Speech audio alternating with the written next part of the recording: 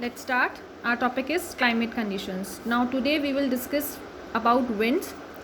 This is the another part which play an important role in the climatic condition of any place. किसी भी climatic conditions के लिए winds भी एक उसका part है और winds कैसे affect करती हैं temperature और climate को. Winds affects the place they blow to. Winds जो होती हैं हवाएं हर प्लेस को अफेक्ट करती है जहाँ पे वो ब्लो करती हैं, जहाँ पे वो चलती हैं. Winds coming from hot areas increase the temperature of the place. जो विंड्स हॉट एरियाज से ब्लो होती हुई आती हैं और वो जिस भी एरिया में जाती हैं वहाँ का टेम्परेचर क्या हो जाता है, इंक्रीज होता है. They blow while winds coming from cold place lower the temperature of the place they blow to. But in case अगर जो हवाएं कोल्ड एरिया से आ रही हैं वो क्या करेंगी, वो टेम्परेचर को लो कर देंगे क्योंकि क्या है, वो ठंडी हवाएं हैं. जो हवाएं गर्म होती हैं, गर्म हवाएं जो एरिया से गर्म एरिया से आती हैं वो इंक्रीज़ करती हैं टेम्परेचर में, और जो हवाएं ठंडे एरिया से आती हैं, कोल्ड एरिया से आती हैं, वो टेम्परेचर को कैसा कर देती हैं, लो कर देती हैं.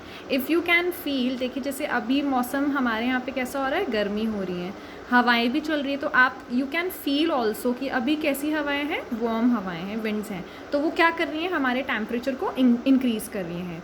अब अगर आप देखेंगे एक दो दिन बाद में, या आपने भी नोटिस किया हो थोड़े दिन पहले, जैसे आंधी आई, आंधी आई थी, बहुत तेज़ हवाएं चली थी, थोड़ा टेम्परेचर डाउन हो गया, ठंडी हवाएं आई, बारिश आई, तो उससे क्या होता है, टेम्परेचर लो हो जाता है. ठीक है, तो विंड्स जो होती हैं वो बहुत ज़्यादा अफेक्ट करती हैं किसी भी प्लेस के क्लाइमेटिक कंडीशंस को. ठीक है, वार्म एरिया से आ रही हैं तो वो टेम्परेचर को इंक्रीज़ करती हैं, और अगर वो कोल्ड एरिया से आ रही हैं तो वो टेम्परेचर को लो कर देती हैं. Fine. Next is humidity. The amount of water vapour in the air is called humidity. जो एयर में वाटर वेपर अमाउंट होता है उसको हम क्या कहते हैं, ह्यूमिडिटी. ठीक है, humidity affects the climate of a place, और ह्यूमिडिटी बहुत इंपॉर्टेंट रोल प्ले करती है.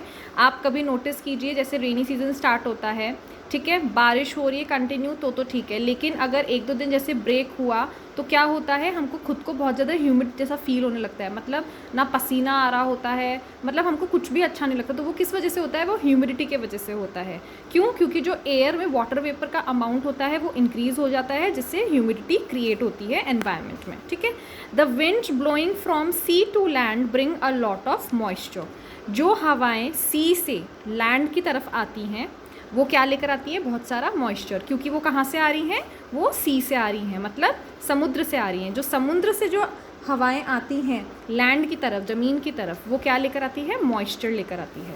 They make the climate in the coastal areas very humid. और इसी वजह से जो कोस्टल एरियाज़ होते हैं, कोस्टल एरियाज़ वो जहाँ पे पानी आसपास होता है वो कोस्टल एरियाज़ होते हैं, तो उस एरियाज़ में बहुत ज़्यादा ह्यूमिडिटी हो जाती है. क्यों? क्योंकि वहाँ समुद्र है, पानी है आसपास, और पानी से अगर कुछ हवाएं लैंड पे आ रही हैं तो वो क्या क्रिएट करती हैं, ह्यूमिडिटी क्रिएट करती हैं. Okay, go through the worksheet, read the worksheet and complete your answers.